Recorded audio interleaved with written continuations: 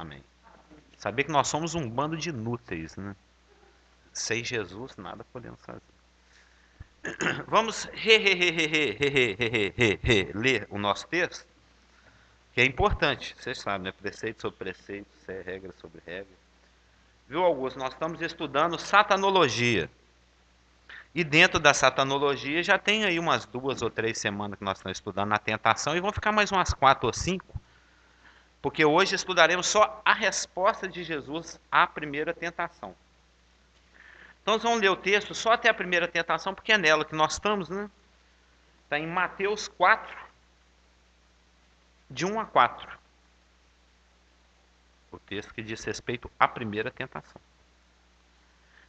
A seguir, ou seja, logo após o batismo, né, foi Jesus levado pelo Espírito. Foi o Espírito que levou ao deserto. Viu, Augusto? Às vezes você pode estar no deserto e foi o Espírito que te levou para lá. Então é só não reclamar. É só atravessar louvando ao Senhor. Você chega na Canaã tranquilo. Foi levado Jesus pelo Espírito ao deserto para ser tentado pelo diabo.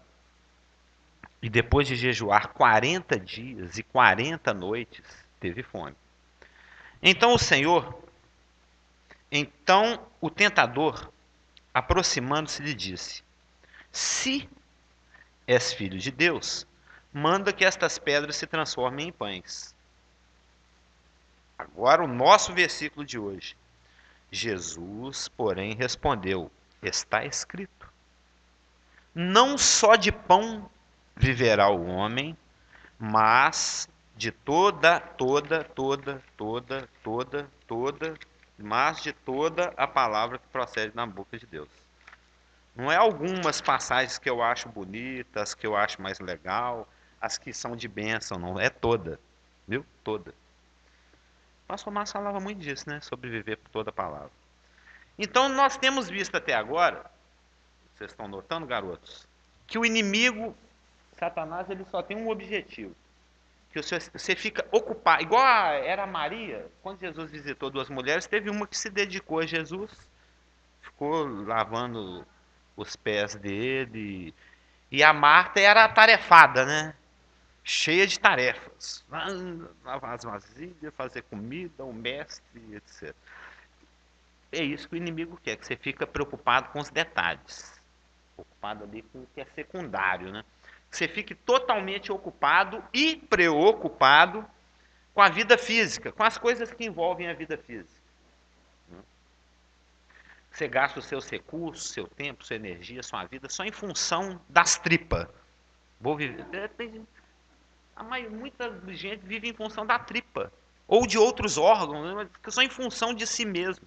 De autogratificação egoísta, não é? Se autogratificar. Ou seja, ele quer que você fique envolvido com o que é terreno, com o que é aqui do chão. E ele tentou envolver Jesus também com esse tipo de raciocínio. O raciocínio dele é o raciocínio da autocomiseração. Autocomiseração. Eu tenho dó de ti mesmo. Né? Se eu não cuidar de mim, quem cuida? Se eu não me amar, quem me ama? Papai falou que me ama, mas não está parecendo que ele me ama, porque eu estou aqui com fome, estou com sede, estou suando, estou passando milhões de situações que aparentemente não demonstram que eu sou filho de Deus e muito menos amado. Então, o raciocínio de Satanás é sempre esse: se vira, cara. Dá um jeito. Se você não fizer, ninguém faz. Cuida de ti mesmo. Esse é o raciocínio dele. Fique envolvido com o que é terreno, com o seu estômago, com a sua fome. A pedra transforma ela em pão. Ele quer que você esteja só por conta disso. Só por conta dos apetites, das coisas terrenas, das coisas naturais. E ele tentou jogar esse raciocínio na cabeça de Satanás. O dardo inflamado, né? A projeção. Por quê? Jesus estava num momento em que Satanás supunha, né? Autocomiseração é ter dó de si mesmo, viu, Joel? Você está com cara aí de quem ainda não sabe que palavra é essa. É o cara que fica com dó dele mesmo, não é? Tadinho de mim. Ó, lembra do Lip e Hard? Ó vida, ó dor, ó azar. Lembra aquele personagem? Era uma hiena que tinha dó de si mesmo o tempo inteiro e andava com um leão. É. E o leão nem servia para ajudar, né? Mas isso é outra história. Então, Satanás, ele esperava que uma coisa tivesse no coração de Jesus Cristo, a decepção. É isso que ele procura no nosso coração, decepção. No fundo, porque o Senhor prescruta, né? Ele investiga o nosso coração, ele sabe o porquê de todas as coisas. Então, muitas vezes no nosso relacionamento com Deus, a gente se decepciona com Deus, mas não fala nada não. A gente é hipócrita, finge que está tudo bem. Quando a gente deveria ser como o pastor Geraldo e eu, cara de pau. Chegar e esclarecer o assunto. Vamos conversar, pai. Como é que isso aqui funciona? É assim mesmo. Ser sincero, elicre nisso, né? Ser sincero com Deus. Então Satanás, ele sabia. Aliás, a decepção, ela tem uma função importantíssima no programa de Satanás. A decepção. Satanás usa muito a decepção. Porque é através da decepção que ele planta a dúvida. Vê que a coisa está desenvolvendo.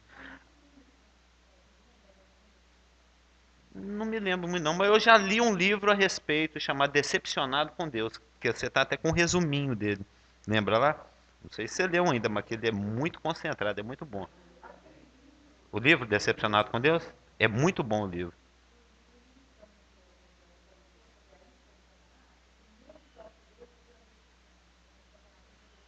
Porque Satanás ele usa a decepção para gerar dúvida no seu coração. Frustração, decepção. Jesus, ele estava crendo que Jesus era um homem como outro qualquer. Tentável, né? Uma Eva, um Adão, um, um Abraão, um Moisés. Não, Jesus era um homem. É o verdadeiro homem. Claro. Não, ele já sabia disso desde Gênesis 3,15. Sim, claro, claro. Porque ele já conhecia Jesus desde lá de cima, como a eterna pessoa do Filho de Deus. Ele sabia, os demônios sabiam que viesse ter conosco o Filho do Deus Altíssimo. Lembra? Os demônios se manifestavam, ele era conhecido. O pessoal aqui da terra que não conhecia. Só os da fé, que percebiam. Aquele que recebeu ele lá no templo, quando era criança, Ana, etc. Claro, claro. Da mesma forma, ele estava tentando Jesus Cristo, o homem. Jesus Cristo está aqui se candidatando ao ISO. Lembra o ISO? A certificação. Ele tem que passar por essa prova para se qualificar como substituto vicário, aquele que substitui o homem. É o assunto de Lucas, apresentar Jesus como o homem ideal, né? O homem que nos substitui. E Satanás sabe que ele usa a decepção, a frustração, porque ele estava supondo que porventura poderia estar no coração de Jesus Cristo. Por isso que ele tentou plantar a dúvida. Satanás sempre se aproxima, a gente já falou assim sobre isso. A abordagem dele é sempre tenta te levar para uma distorção do real sentido da palavra, né? Olha lá em Gênesis, é assim que disse Deus, colocando a coisa em dúvida. Conversando com Deus a respeito de Jó. Jó, você acha que ele te teme à toa? Você acha que é de graça? É a essência dele, é a manipulação da informação. Porventura, Jó debalde teme a Deus? Não está lá em Jó 1,9? Eu tinha citado Gênesis 3,1. Mateus 4,3. Se és filho de Deus, transforma, pula. Né? E a Elaine, no outro dia, citou as várias vezes em que Jesus foi tentado ao longo do ministério, aquele lance lá da mulher adulta, né? Mestre, na lei o Moisés mandou que a gente apedrejasse tais mulheres. E você, o que você fala? Sempre dando espaço para o erro, para a ambiguidade, para o mau entendimento da coisa. Entendeu?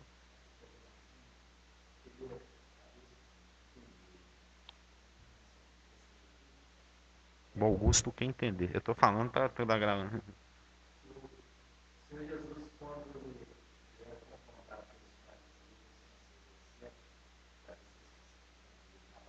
Coloca ele em contradição.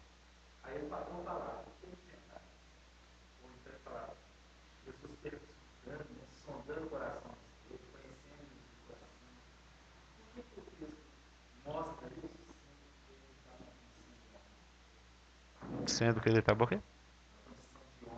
Exatamente. É,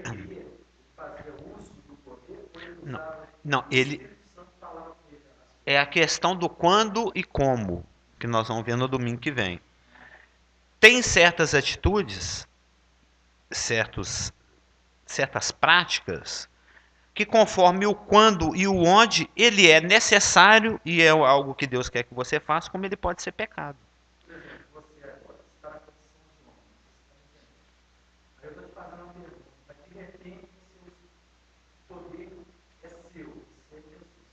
Eu sei.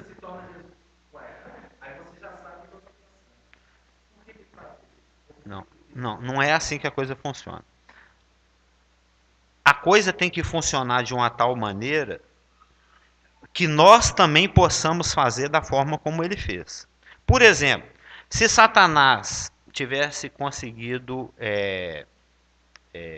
convencer Jesus Cristo a transformar a pedra em pães, ele já se desqualificaria. Ele não poderia ser o nosso substituto. Por quê? Porque essa condição não está disponibilizada para nós. Por exemplo, se num momento de fome eu desvio recursos divinos para minha autogratificação, para minha satisfação pessoal, né? Eu transformo pedra em pão para satisfazer a minha fome, sendo que eu sei que é a vontade de Deus que naquele momento eu esteja em jejum. Se ele tivesse transformado pedra em pão, ele não poderia te substituir, porque hoje nós não temos essa condição de transformar pedra em pão quando estivermos com fome. Eu tive que ir numa padaria lá longe, a 10 minutos de distância, fazer meu lanche hoje. E depois vim andando 10 minutos até aqui. Porque eu tenho que ir lá e comprar o pão. Eu não acho uma pedra no chão e pim, transforma. Não é assim que a coisa funciona. Então, ele teve que. Cristo tinha obras preparadas de antemão para que ele andasse nelas. Assim como nós. Ele tinha um script.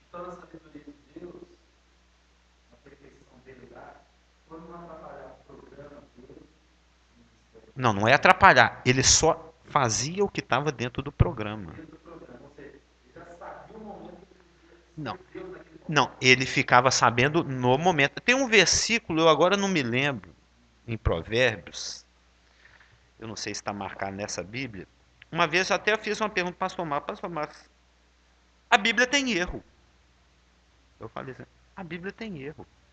Porque tem um versículo aqui, eu não me lembro agora onde é que está em Provérbios, que ele fala mais ou menos assim, eu lembro o texto, mas não lembro onde está. Não responda ao tolo segundo a sua estultícia. Não, não responda ao tolo segundo a sua estultícia. E no versículo seguinte fala assim: responda ao tolo segundo a sua estultícia. A sua estupidez, né? Não converse com o idiota falando idiotices. E no outro versículo converse com o idiota falando idiotices. Eu falei, tem dois versículos, um ao lado do outro falando de totalmente o contrário. Eu perguntei, pastor, mas qual dos dois que eu rasgo? Qual que eu apago? Qual que eu passo corretivo e qual que eu deixo? Eu falei, não, deixa os dois. Porque vai ter momentos em que o Senhor vai querer que você haja de uma forma e vai ter momentos que o Senhor vai querer que você haja de outra forma, conforme o como, o quando e o como. Ou seja, traduzindo, o que esses dois versículos, um mandando fazer uma coisa e o outro mandando fazer a outra completamente ao contrário, eu vou achar esse versículo, vou trazer nem que seja semana que vem, ou acho aí enquanto o pastor prega, eu fico distraído procurando. Fala o seguinte, o pastor me respondeu o seguinte: aguarde informações circunstanciais. É isso que o Espírito Santo está falando. Aguarde.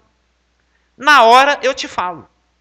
Por isso que você tem que estar linkado com o Espírito. Por isso que a palavra fala, não vos embriagueis com vinho. A questão não é o vinho, ou a tequila, ou o conhaque, ou a maconha, ou o LSD. A questão aí não é a substância, ou o uso, ou o não uso. A questão aí é a quem você entrega o controle. Quem te controla? A necessidade para que você viva bem, para que você produza vida, para que você cresça, é que você esteja controlado pelo Espírito. É o que o Senhor fazia. Jesus Cristo era um homem cheio do Espírito. Nós somos homens que temos o Espírito disponibilizado para dele nos enchermos.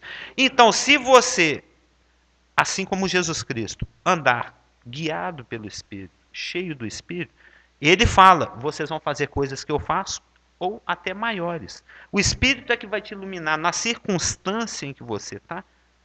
Ele vai ser o seu GPS. Ele vai falar assim: vira para a direita, vira para a esquerda. Ele levantou o dedo primeiro. 26, você já conhecia também, né? Eu vivo marcando esses versículos e Salmos, Provérbios. Provérbios cantados. São 26, 4 e 5.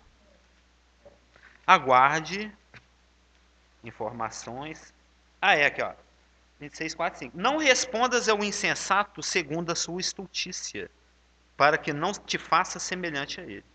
E no seguinte: ao insensato, responde segundo a sua estultícia, para que não seja ele sábio aos seus próprios olhos. Ou seja, Espírito Santo, qual que eu rasgo? Qual que eu apago?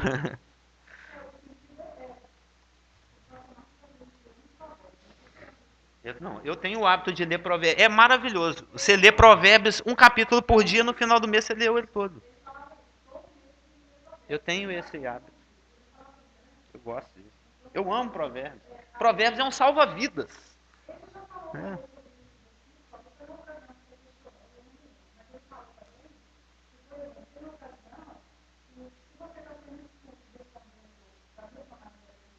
Tu estúpido?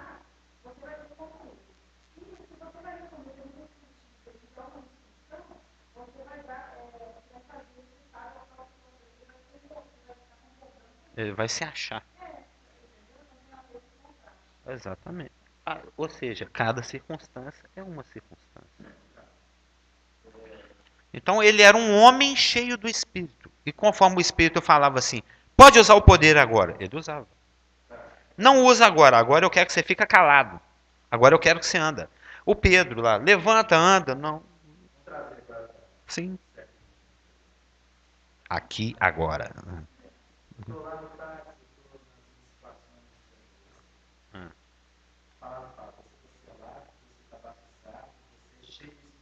Etc.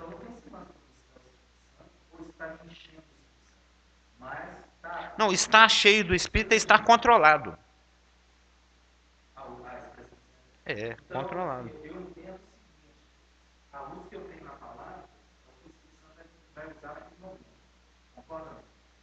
Claro. Sempre no momento.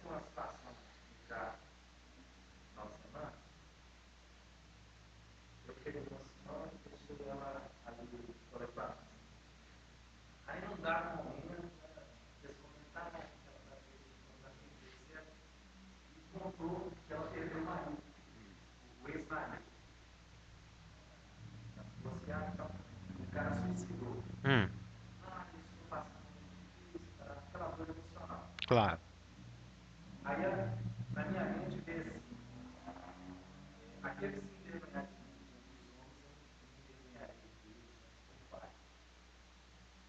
É que me negar, né?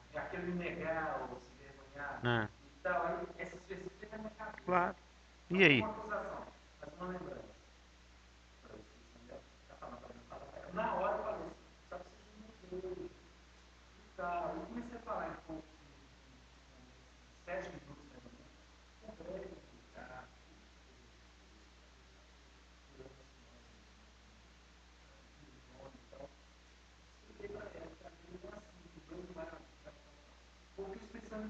Claro.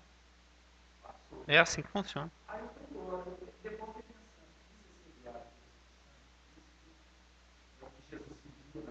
Claro. É exatamente isso. É. É exatamente.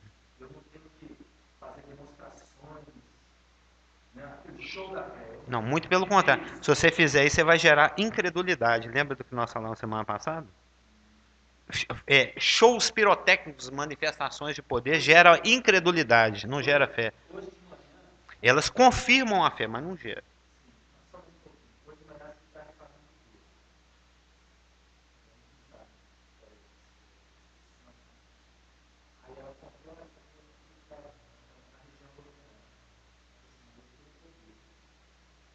poder está disponibilizado.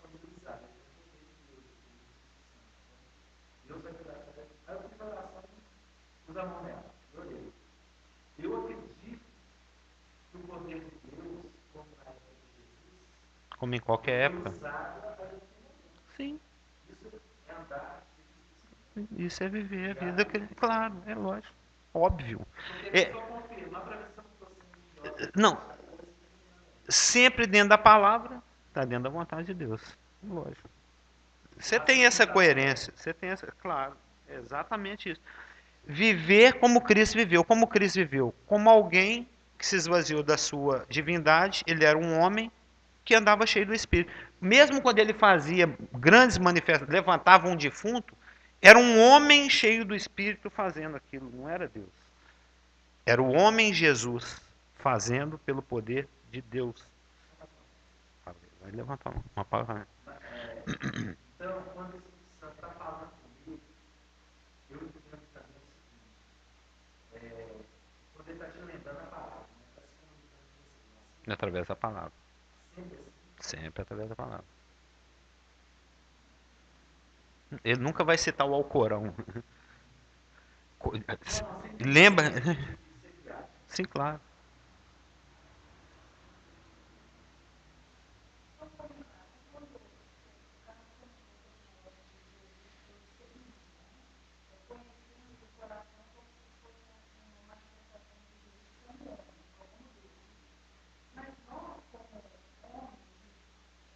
Ele estava usando a mente de Cristo, que nós temos também.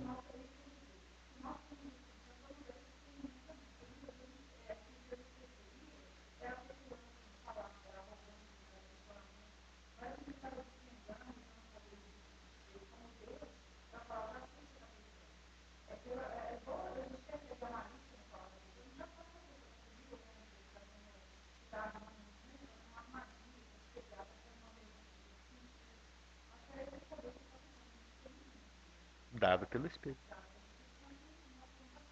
Porque se ele estivesse usando o discernimento do próprio Jesus, homem, ou qualquer outro discernimento, já não seria divino. Seria qualquer coisa menos divino, satânico no caso. Mas observa que, qual que é o nosso versículo? Jesus, porém, respondeu, está escrito. Ou seja, a resposta de Jesus é uma citação bíblica. Então nós vamos observar o Senhor usando o escudo. Isso é usar o escudo da fé. O inimigo lança um dardo. Duvidando eu que você é filho de Deus e que você é amado, então se vira e transforma a pedra em pão. Satanás jogou um dardo. Se vira. Você está abandonado. Você não é filho e nem amado. O contrário do que a palavra fala. O Senhor levanta o escudo da fé. E como é que ele apaga esse dardo de Satanás, que insinua que ele não é filho e nem amado? Usando o escudo da fé. Lembra? Fé pode ser a fé redentora, a fé salvação. A fé pode ser algo que é um dom que o Espírito dá para ser usado dentro da igreja, com um propósito específico. E a fé também é o conjunto de doutrinas. A fé, nesse texto aqui de Efésios 6,16, lembra que Judas fala assim, nossa, eu estava querendo escrever um negócio para vocês, e eu ia falar até de outro assunto, mas o Espírito Santo me puxou para falar desse outro aqui. O Espírito Santo me chamou, Judas, aquele livro pequenininho, Apocalipse, tem um capítulo. O Espírito Santo me constrangeu a falar da fé. Vamos lá no versículo. Pela qual nós devemos batalhar. Ou seja, aquele corpo de verdades, aquele conjunto de doutrinas que nós devemos defender. Porque ela nos defende, olha lá. Judas 3. Amados, quando eu empregava toda diligência em escrever-vos acerca da nossa comum salvação, foi que me senti obrigado a corresponder. É o Espírito Santo. Judas 3. Judas 3. Só não tem capítulo. Foi que me senti obrigado a corresponder-me convosco, exortando-vos a batalhardes diligentemente pela fé, que uma vez por todas foi dada aos santos. Essa fé aqui é a fé doutrina. É o conjunto de verdades que Deus revelou. É o pensamento de Deus expresso, é o que Deus quer. É a fé doutrina. Então, o diabo vem e fala, transforma a pedra em pão. Aí Cristo, conhecedor que é das Escrituras, ele vai e levanta Deuteronômio 8:3 para se defender. O dardo veio, viu, Casal Augusto? Você não é filho nem é amado, se vira. Aí ele levanta Deuteronômio 8:3 e se protege. A proteção dele é Deuteronômio 8:3. É o que Deus falou. O que Jesus respondeu? Não só de pão viverá o homem, mas de toda palavra que procede da boca de Deus. Ou seja, ele se defendeu usando a palavra da verdade. E o que Deuteronômio 8:3, que diz, nem só de pão viverá o homem, mas de toda palavra que procede da boca de Deus? Essa passagem, ela declara, foi muito bem escolhida por Cristo para se defender, né? O escudo que ele levantou foi apropriado. Por quê? Porque esse versículo declara a prioridade da palavra de Deus. 8:3. Ou seja, a palavra de Deus, estar alimentado dela é mais importante do que estar alimentado com um hambúrguer.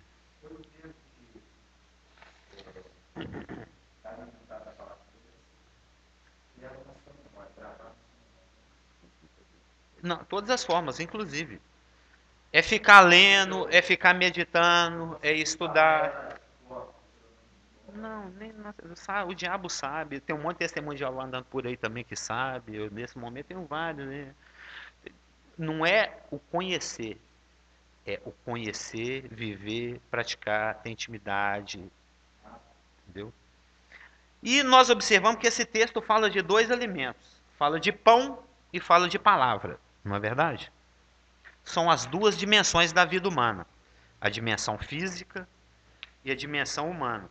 Jesus falou assim, o homem não vive de pão de jeito nenhum, mas só da palavra de Deus. Não é isso que ele falou. Ele falou que não é só de pão, nem só de pão. Ou seja, Jesus, Augusto, ele não está falando que o homem vive sem pão, não. Ele reconhece. Deus não é doido, ele sabe. Ele reconhece que se vive, que se precisa dos dois alimentos, o pão e a palavra de Deus. Mas a gente tem que encontrar a ordem de prioridades. O que é mais importante? O que tem que vir primeiro? Qual que é a ordem certa de prioridade? Qual é que é aquele versículo lá de Mateus? Buscai primeiro as coisas da minha casa. A minha conta de luz, a minha água, a minha barriga, se o meu carro está com gasolina. E depois, se der tempo, eu busco as coisas de Deus. É assim que funciona? Buscai primeiro o reino de Deus. As coisas que pertinentes ao mundo espiritual. Né? Buscai primeiro o reino de Deus. O resto é resto. Né? Ou seja, Jesus está citando um versículo que Satanás vem falando assim, você está com fome, se vira, Deus te abandonou. Ele está respondendo o seguinte, para início de conversa, comer para mim não é prioridade. Então você já está enganado a meu respeito. Você acha que eu estou preocupado com a minha barriga? Eu estou preocupado na minha comunhão com o Pai. E o Pai me falou que é para ficar aqui sentado, passando fome, escutando suas besteiras. Esse era o script de Deus. O Espírito levou Jesus para o deserto para ser tentado pelo diabo. Então a vontade de Deus é que ele estivesse em jejum, no deserto, suportando tudo que tinha que suportar, inclusive esse chato aqui falando na orelha dele. Então, Satanás vem e fala, você está abandonado. Fica decepcionado. Deus não te ama mais. Aí ele responde, ele levanta o escudo da fé, o dardo não chega nele. Fala, comer para mim não é prioridade. Porque Deuteronômio 8:3 fala que a nossa prioridade deve ser aquilo que envolve o mundo espiritual. Aquilo que sai da boca de Deus. Por isso que ele jejuou. O jejum era a demonstração prática dele de que ele cria assim. Ele cria que a palavra de Deus era prioritária, que obedecer à vontade de Deus era prioritário, era mais importante do que se alimentar. Tanto é que tinha 40 dias e 40 noites que ele não comia. Era uma demonstração prática daquilo que ele estava crendo, entendeu? Ou seja, o jejum é a renúncia, isso eu li uma definição em algum lugar. O jejum é a renúncia espontânea ao legítimo direito de se alimentar, numa demonstração de que a vida espiritual é mais importante e prioritária para mim naquele momento. Então, quando você faz jejum, você não. Muita gente, você sabe, 99,999% dos crentes faz jejum para manipular Deus. Senhor, fiz minha parte, estou passando fome. Agora você se vira. Agora você me dá o que eu estou querendo. Que eu estou aqui sofrendo. Mas não é. Quando você faz jejum, você só, unicamente você está demonstrando para Deus que reconheço que me relacionar contigo é prioritário. Por isso, momentaneamente, por 1 hora, 2 horas, 12 horas, 40 dias, eu abro mão de me alimentar. É renúncia espontânea, né? É algo que você tem que querer. Ao legítimo, lembra que Satanás falou, é legítimo, você tem direito. Você tem direito de comer. Mas o jejum é uma renúncia voluntária, espontânea, ao legítimo direito de se alimentar. Quer que complete a frase? Numa demonstração de que a vida espiritual é mais importante, ou prioritária. Ou seja, o que o texto diz? Não só de pão viverá o homem, mas de toda a palavra que procede da boca de Deus. Ou seja, é dela que nós prioritariamente precisamos. É da palavra de Deus. Tem gente que não entende isso. Tem gente que acha que isso é religião. No entanto, aí tem um outro contraponto. Né? Tem um monte de duplas por aí andando que eu vi por aí desse. No entanto, muitas palavras que chegam aos nossos ouvidos não procedem da boca de Deus, procedem de outras bocas. Né? São os dogmas católicos, dogmas presbiterianos, dogmas batistas, que é tudo o mesmo lixo. Né? É tudo humano. Né? Se não tem fundamento na palavra de Deus, é humano. Aí tem palavras que saem de outras bocas. Sai da boca do cara que cria dogma, os falsos ensinos. Odeio as tradições. Né? Uma vez eu e o Clésio pregando para uma pessoa, um católico, muito católico. Aí, citando Bíblia, ele também, muito conhecedor de Bíblia, seminarista. Ele citando Bíblia, ele citou os livros apócrifos, né? Citou os livros apócrifos, citou tradições católicas, o Papa João, não sei o que, falou no ano de 1800 e tal. Aí o Clécio falou, não, mas a nossa base só pode ser a Bíblia. Aí falou assim, esqueci que vocês evangélicos só tem a Bíblia, vocês não têm a tradição. Esqueci que vocês são pobres. Esqueci que vocês são incompletos. Ele tipo esnobou a gente. Ou seja, tem gente que coloca no mesmo nível de prioridade e igualdade de autoridade as tradições, os dogmas, junto com a palavra de Deus. Mas não é. Você tem que viver de toda a palavra que sai da boca de Deus.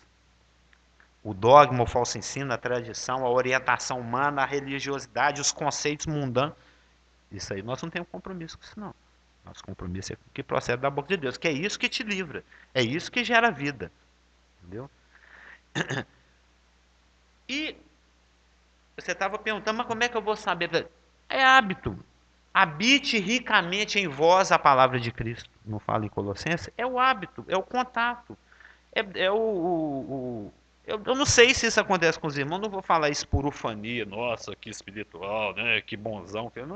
Eu penso na palavra de Deus praticamente o tempo todo. Eu busco uma coisa de disciplina. Se você der espaço para porcaria na sua mente, você vai ser levado à dúvida, à incredulidade, à rebelião e à morte. Eu sei que você sempre sabe, mas pergunta. Trazer luz em alguma área que você acha que está fazendo certo, você tem que mostrar. O que é muito relativo essa questão de certo e errado. O crente não vive pelo certo e errado, vocês sabem disso, né?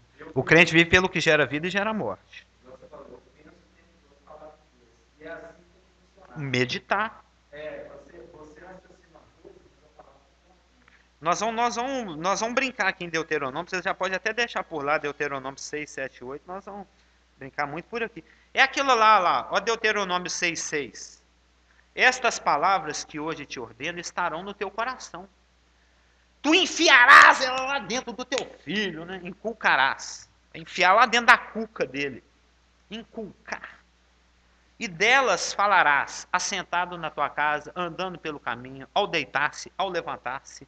Atarás como sinal na tua mão, na tua testa, nas tuas portas. Ou seja, é uma coisa que tem que estar presente o tempo todo. Não é tem que... Se ela não está presente, é como entrar na fila da sopa sem o prato. É uma coisa incompleta. Ela é necessária. Se você não acordar, você não se serve. Então, a gente tem que se habituar com a palavra de Deus. Porque quando essas porcarias chegar no seu ouvido, será que você é filho de Deus mesmo? Será que Deus te ama? Será que isso? Será? É assim que disse Deus? E ele vier com as dúvidas, com as decepções, com as incredulidades. Como é que é?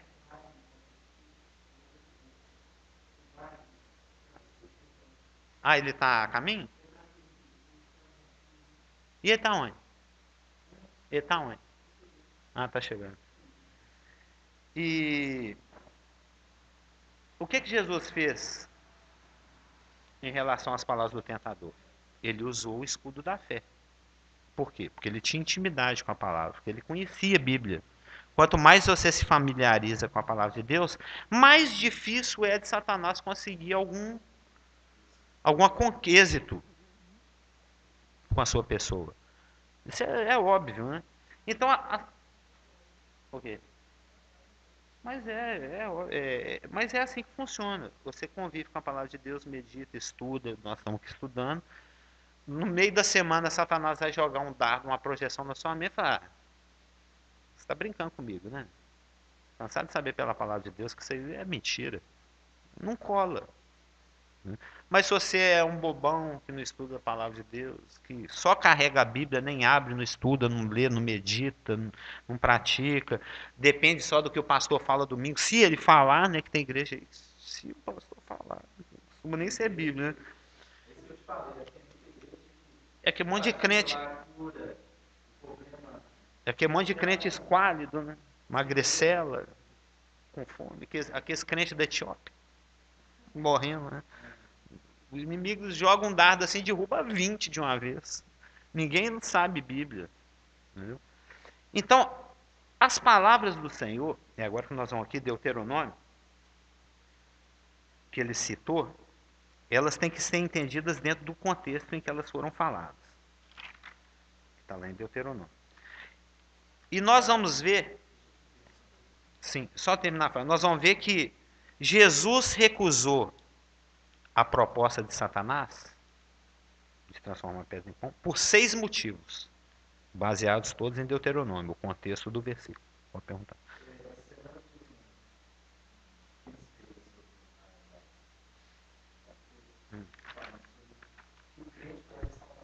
Não tem nem jeito. É só levantar o escudo da fé, né?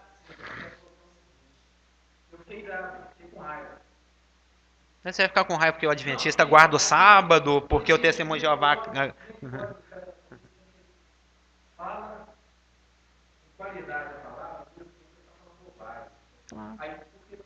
Da mesma forma que Satanás vai falar com qualidade na segunda tentação, mas vai falar bobagem. Aí o que eu estou falando é o seguinte, por você conhecer a palavra, não é uma questão da soberba, você se irrita com aquilo. Normalmente você se irrita, pô. Indigna, né? Você fica indignado. Pô, eu estou sentindo aqui, não. De 2 pessoas que estão vai fazer com que as pessoas fiquem dúvidas da sua evolução. Então quem está falando? Você vai fazer com que as pessoas fiquem em dúvida? Quem que te deixa em dúvida? A questão é, deixa falar. É o que Jesus fala. Ah, mestre, estão pregando, curando o seu nome. Deixa. Depois nós resolvemos isso aí. Deixa o joio crescer com trigo. Pô, nossa. Não é o quando e como. Vai ter o momento. de resolver, que ele vai corrigir isso aí. Então o Senhor recusou a proposta de Satanás. Se você é filho de Deus, você não transforma isso em pão. Né? Usa o seu poder filial divino. Né? E ele recusou por 6 motivos. Eu vou citar os 6 motivos e depois a gente entra nos pormenores. Ele recusou a proposta de Satanás porque ele entendia, Jesus entendia, que a privação, ele está ali privado de alimento, de conforto, né? Uma situação de privação que ele estava. Que Deus usa, ele sabia que Deus usa a privação para testar a fé do homem. Então ele está dentro do programa normal de Deus. Satanás querendo fazer, nossa, coisa, hein? Você está passando fome. Não, Satanás, está tudo tranquilo. É assim que Deus trabalha. Para alguém que vive pela emoção, que vive pela circunstância, que não vive pela palavra de Deus, pode ser que o argumento de Satanás, bom dia, pode ser que o argumento de Satanás não colasse. Nossa, mas filho de Deus não passa perreio, não, é? Filho de Deus não passa aperto. Esse é o argumento de Satanás. Mas Jesus recusou a proposta de Satanás de transformar pedra em pão, porque ele sabia, não, crente também passa fome. Crente também passa aperto. Crente também fica sem dinheiro. É normal. Não é anormal. Então, ele sabia que estava dentro da normalidade. Né? Dentro do imediatíssimo contexto aqui de Deuteronômio 8, 3, ou seja, o 2, né? No versículo anterior ao que o Senhor citou, porque a experiência de Cristo é muito análoga, né? É muito semelhante, é muito paralela à experiência de Satanás no deserto, por 40 anos. Só que Jesus aqui está demonstrando obediência e Israel demonstrou. De Israel. E Israel demonstrou desobediência. Eu falei outra coisa? Hã? Ah, tá, não. Experiência de Israel no deserto é muito análoga, paralela, semelhante, igual à experiência de Cristo no deserto. Aliás, Cristo está sendo bem sucedido no deserto exatamente onde o primeiro casal falhou, lá no Éden, e aonde Israel falhou, no deserto. Ou seja, aprender a respeito de obediência. Obediência é o mais importante do que qualquer coisa. E o Senhor entendeu. Satanás falou, poxa, você está passando fome, você não é filho de Deus. Mas Jesus, essa não colou, porque ele sabia, através de Deuteronômio 8:3, que a prioridade é a palavra de Deus. E no seu contexto imediato, que é o versículo 2, que Deus usa a privação para testar a sua fé. Ele te faz passar aperto mesmo para ver, para o seu coração se revelar. Olha o contexto, versículo 2. Recordar-te-ás, Deuteronômio 8:2, de todo o caminho pelo qual o Senhor teu Deus te guiou no deserto estes 40 anos. Para que ele fez isso? Guiou Israel 40 anos no deserto. Para te humilhar. Para te... Qual que é a palavra? Lembra lá? Perazo. Para te perazar. Tentar no bom sentido, porque a tentação da parte de Deus, tentação entre aspas, né? Que a palavra perazo serve tanto para Satanás quanto... A tentação da parte de Deus, ela apela para a credulidade, para a fé. E a tentação da parte de Satanás apela para a incredulidade. Nós falamos sobre isso. Uma quer que você viva de acordo com a vontade de Deus e a outra quer que você vá contra a vontade de Deus. Então Deus está testando, ele está perazando Israel. Na realidade, aqui é o Velho Testamento, o verbo aqui é nissá. Mas ele é correspondente ao verbo grego peirazo. Tanto é que a Septuaginta, que é a tradução grega do Velho Testamento hebraico, substitui nissá por peirazar, né? Então, o Senhor te conduziu para o deserto tal para te humilhar, para te peirazar ou nissar, né? Para te provar, para saber o que estava no teu coração, se você guardaria ou não os seus mandamentos. Então, Jesus sabia, através de Deuteronômio 8, 2 e 3, que passar aperto é normal. Filho de Deus também passa aperto. Então, Satanás, essa não colou. Você está falando que isso tudo, essa fome que eu estou passando aqui, é uma demonstração de que Deus não me ama e que eu não sou filho dele. Mas a palavra me diz o contrário. A palavra me diz em Deuteronômio 8, 2 e 3, que Deus usa as privações para que o meu coração se revele, para testar a minha fé. Então está dentro da normalidade, não conta. Essa tentação não colou. Outro motivo porque o Senhor não atendeu a sugestão de Satanás de transformar pedras em pães. Porque ele entendia pela palavra que é através do caminho da privação que você chega muitas vezes na bênção.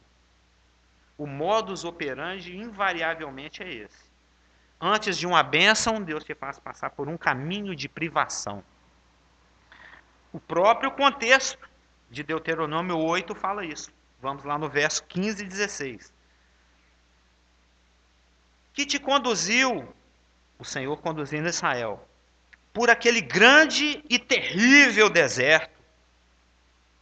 Não é a coisa, como dizia um amigo meu, não é batatinha não. Que hoje nós estamos aqui nesse conforto. Olha que maravilha. Uma salinha e tal. Pensar que há 20 séculos atrás, 19 séculos, 18 séculos e 3/4 atrás, 20 séculos atrás, a igreja, nesse exato momento, que ela também se reunia aos domingos, estava ali se reunindo ali dentro de um túmulo, com aquele cheiro de cadáver, a Elaine matando a barata que está passando na cadeira, que ela está sentada, o rato passando em cima do pé do pastor Geraldo e do Isaac. Era assim que a igreja se reunia 20 séculos atrás, nas catacumbas, que eram marcadas com aquele peixinho. Saber aonde que vai ser a reunião, onde que é o culto? Vai ser na catacumba 1A. Não era? Olha que conforto que nós estamos nele aqui, gente. Em relação, imagina todo mundo amontoado dentro de uma tumba lá. Aqui tem até do Bonfim, dá pra gente ir lá. Lá tem um lugar bacanão lá, grandão, uns mausoléu grande. Ainda é assim, ainda assim. Tem lugares no mundo que ainda é assim. É a igreja de Esmirna, perseguida. Ou seja, muitas vezes é através da privação que você chega na bênção. Estávamos lendo aqui, né? Te conduziu por aquele grande. Lembra que quando Deus dá uma prova, tudo ao redor atravessa o rio. Mas o rio está aquela enchente, parecendo Rio Arrudas no dia da cheia, né? Tem que pôr o pé primeiro. Leva para o deserto. Não é só deserto, não. Tem grandes e terríveis escorpiões, serpentes abrasadoras, secura, não havia água, etc. Tudo de ruim. E por que Deus levou Israel para essa situação? Lembra que no deserto, verso 16, te sustentou com maná, que teus pais não conheceram, para te humilhar, para te provar e, afinal, te fazer o bem. Ou seja, era um caminho de aprendizado. Tinha coisas que Israel precisava aprender no deserto, para que quando ele entrasse na terra prometida, ele não pisasse na bola. Porque se ele tivesse aprendido a obediência nesse intensivão de férias que Deus fez com eles, lá no deserto de 40 anos, eles teriam entrado na terra prometida com o coração ligado ao coração de Deus, dependentes de Deus, entendedores da importância de se viver daquilo que procede da boca de Deus, e não teriam se misturado com a idolatria dos cananeus. Mas eles se misturaram com a idolatria dos cananeus exatamente porque eles não aprenderam essa lição. É só ler todo o contexto. Um terceiro motivo porque Jesus recusou a proposta de Satanás, não é porque ele não podia fazer, não. Se ele quisesse, ele transformava a pedra, não era em pão, não. Transformava era em brioche, era em torta de mousse de limão, que no deserto é mais refrescante. Era no que ele quisesse. Então não é que ele não podia, é porque ele não deveria. Nós vamos ver na semana que vem a questão do quando e do como. Né? Por quê? Porque seria errado fazê-lo. Visto que ele estava sob a instrução do Espírito Santo. Lembra que nós vemos lá as preposições gregas? Que Mateus fala uma coisa, Marcos fala outra e Lucas fala outra. Mas se completando. Mateus fala que ele foi levado pelo Espírito ao deserto. Marcos fala que foi para o deserto. E Lucas fala que foi em o deserto, né?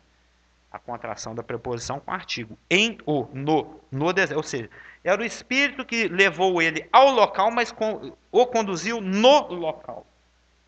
Ele era guiado pelo Espírito. Então, se ele está sob a instrução de Deus, que ele está sendo guiado pelo Espírito, e se ele está dentro da vontade de Deus, porque foi Deus que o levou ao deserto para ser tentado, então sair dessa privação é sair da instrução ou da vontade de Deus. Portanto, é errado. Então, ele ia sair do que Deus queria para ele naquele momento. Tanto que após a terceira tentação, os anjos vieram e o serviram. Era o momento que Deus tinha separado para dele se alimentar. Não quando Satanás mandasse. Não de acordo com a agenda de Satanás. Ele tinha uma agenda do Pai para seguir. Uma agenda. E essa agenda previa que aquele momento deveria ser um momento de privação. Ele estava se qualificando, recebendo o ISO, né, para ser o nosso substituto vicário. Lembra que a gente já falou sobre isso? Então, sair dessa privação seria errado. Então, não é que ele não podia, é que ele não deveria. Um quarto motivo por que Jesus não aceitou a sugestão de Satanás de transformar pedras em pães é porque seria um ato de desobediência. Seria um ato de desobediência. Se o Senhor estava com fome, como consequência de estar no deserto, porque no deserto não tem padaria, não tem mais. Então, era a vontade de Deus que fosse assim, porque foi Deus que levou ele para lá. E mudar isso seria ir contra a vontade de Deus. Desde antes da eternidade, ele já sabia que ia passar por esse momento. Quinto motivo por que Jesus não aceitou a sugestão. Depois você anota os todos. Por quê? Porque seria um ato de incredulidade transformar pedra em pão. Seria um ato de desconfiança em relação à bondade e à orientação de Deus. Deus é que me trouxe. Deus é que está me guiando. E não está acontecendo nada estomacal. Então está dentro da vontade de Deus. Se eu vou transformar pedra em pão por sugestão de Satanás, então eu estou começando a desacreditar, a desconfiar do plano que Deus criou para mim, da orientação, da forma como Ele está conduzindo a coisa. Se eu alterar isso pela minha própria vontade, fora da instrução de Deus, eu estou dizendo para Deus que Ele não está sabendo planejar. Então é um ato de incredulidade. Satanás levou Eva a duvidar da bondade de Deus. Deus está escondendo coisa aí. Deus escondeu só para ele. Se eu fosse o seu, pegava. Na marra. E ela foi lá e pegou na marra. Satanás também tentou levar Israel a duvidar da bondade de Deus.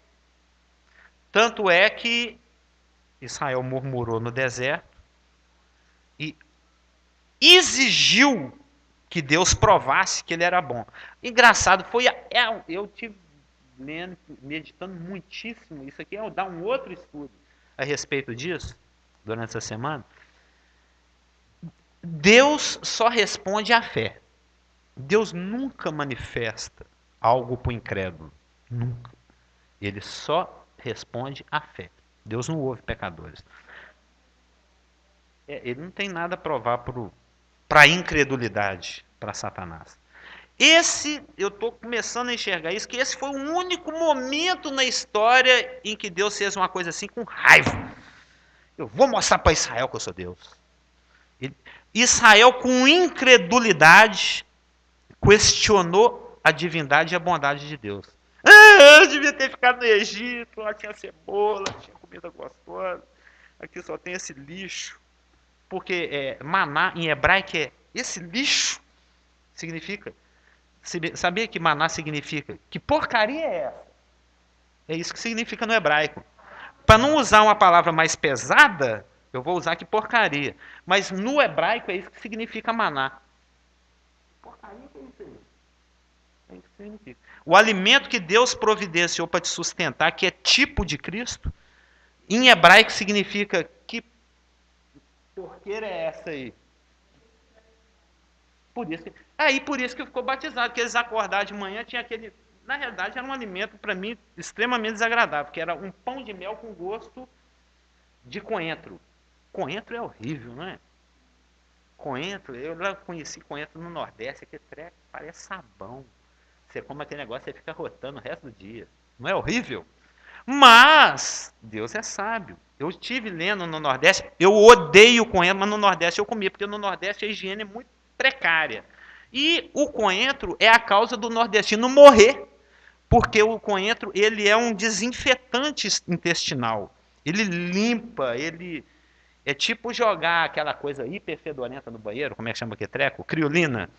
É como tomar criolina, é saudável, mas gustativamente, mas Deus estava cuidando, ele não está, ele te dá pão, ele não te dá mousse de limão, que é o meu favorito. Mas então, Satanás levou Eva a duvidar da bondade de Deus, está tentando fazer com que Jesus Cristo duvide da bondade de Deus, e ele levou Israel a duvidar da bondade de Deus a ponto dele murmurar: exigimos que você prove que é Deus. E Deus provou, respondeu à incredulidade uma única vez na história, na minha opinião, e mandou codorniz.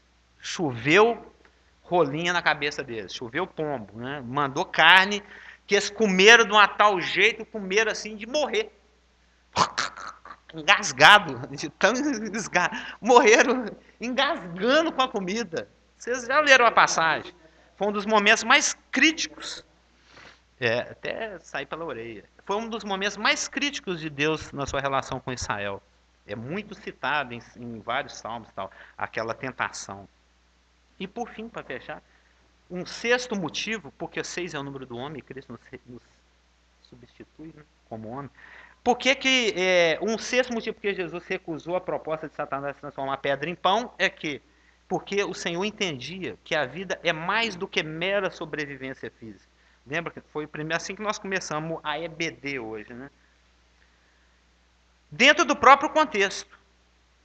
Ou seja, se a vida é mais do que mera sobrevivência física, então ela deve ser mantida mais do que por mera comida física.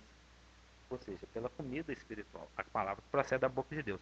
Em Deuteronômio 4:1, tudo é o contexto de Deuteronômio 8. O Senhor fala assim: ouve os estatutos de Deus, a fim de que possais viver. Ou seja, obediência está ligado à qualidade de vida. Qualidade de vida não está ligado se o produto é Nestlé, se o produto é europeu, se tem selo de qualidade, se está dentro da validade, não. Qualidade de vida está ligada à obediência à palavra. Deuteronômio 4:1. Ouve os meus estatutos para que possais viver. Deuteronômio 4:10. Dei os meus mandamentos para que me temam todos os dias que vivem na terra. A questão da qualidade de vida ligada à questão da obediência à palavra. Deuteronômio 4:40.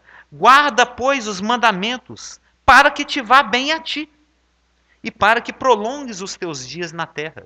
Ou seja, longevidade e qualidade de vida estão diretamente ligados à obediência à palavra de Deus. Não ao fato do alimento ser clean, bonitinho, garantido, o físico. Em Deuteronômio 5:33 e 6, 2 e 3, que dizem a mesma coisa, fala o seguinte: andareis em todo o caminho que o Senhor Deus vos manda.